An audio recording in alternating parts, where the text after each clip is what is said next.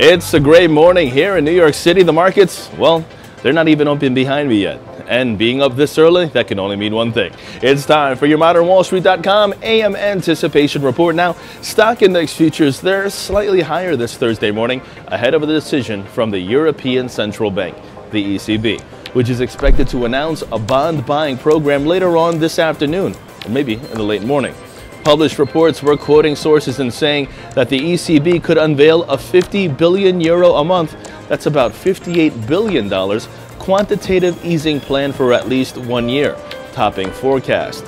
But of course, we'll just have to wait and see if this is all true and what the plan would be comprised of as a whole. Now, today also brings the FHFA Housing Price Index for November at 9 o'clock this morning. That's expected to see a monthly price growth drop to 0.3% month on month. This from October's rise of 0.6%. And yes, it's a Thursday, so that also means you have to get ready for both initial and continuing jobless claims figures. And lastly, Verizon Communications, that traded a slight bit lower in this early morning trade after the telecom company reported quarterly earnings that were in line with expectations.